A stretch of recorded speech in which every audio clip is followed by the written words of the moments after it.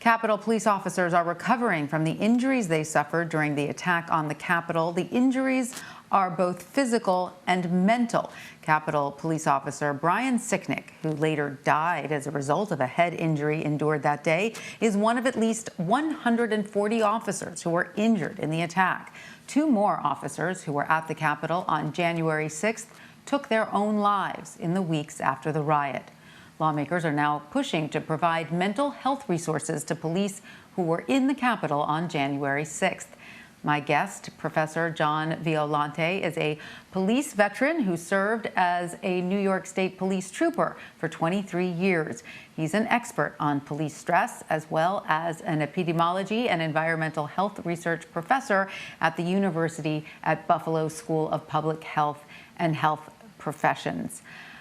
Welcome. So great to have you with us. You are the author of 17 books, just a few books, examining police stress, psychological trauma, and even suicide. How did you feel when you saw Capitol police officers under attack as they defended the nation's Capitol? Well, I felt frightened for them because I understand a situation where you are totally outnumbered and you're trying to stop someone from coming in. If you think about it, being one officer behind these doors and having thousands of people trying to break the doors down, that particular officer probably didn't feel like he was going home that night. So it's a feeling of fear, and it's a feeling that sometimes the fear stays for a long time. And Professor, when you saw that, did you imagine that there would be several mental health, issues that these Capitol police officers would be facing in the days and weeks following that attack? Oh, sure. It was obvious that there was going to be a lot of trauma there, that situation. These events are they're not usual. Usually you don't have people attacking the Capitol like that in huge numbers. And these officers were not prepared to deal with this. So you have a situation where they're being torn between trying to stop these people and at the same time not being able to because they didn't have the resources. Post-traumatic stress or PTSD. Oh, I'm sorry. Go ahead. No, please continue. I'm trying to say that post-traumatic stress is about 15% of police officers in the United States have PTSD. And this is a situation that's not going to go away. And the mental health of these officers is going to suffer for a while because this was a severely traumatic event. And Professor, how has your own personal experience in the field informed the work that you do now?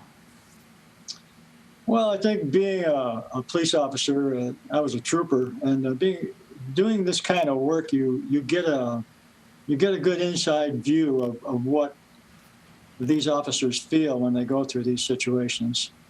As a police officer, I think in a period of 20, 25 years, have all experienced trauma, and they've experienced various kinds of trauma.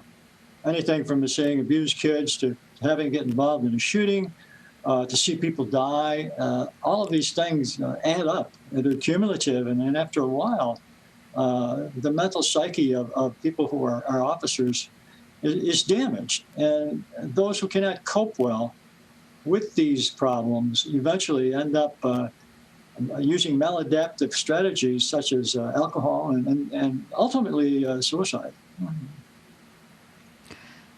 Well, that's my next question. In the culture, of law enforcement, is mental health or, the asking of help for one's mental health, is that something that is still looked down upon, or are attitudes about that changing? Because we know in several cultures and fields, there can be a stigma attached to asking for help with mental health issues. Sure. Yeah, I think you've got the point there. I think the police culture is one of we're not supposed to be affected by these things. We're supposed to be superhuman and not be affected by our emotions. Officers they're not afraid to come forward to seek help. What they're afraid of is what's going to happen to them if they do seek help. And that involves things like not by losing the trust of their comrades, losing the trust of supervision, perhaps not getting a promotion because they claim to have a mental disability. All of these things add in, and officers are hesitant to come forward. The best solution for that, of course, is to provide for officers confidential places for them to go where they can get help and not be subject to the stigma of having a mental health problem. Right. Keeping it confidential, that's a very good suggestion. Well, we're out of time. Professor John Violanti, thank you so much for joining us and sharing with us your insight on this subject. Thanks for having me. Appreciate it. If you or someone you know is thinking about suicide or would just like some emotional support, the Lifeline Network is available 24 hours a day, 7 days a week. Call 1-800-273-8255 to speak with someone.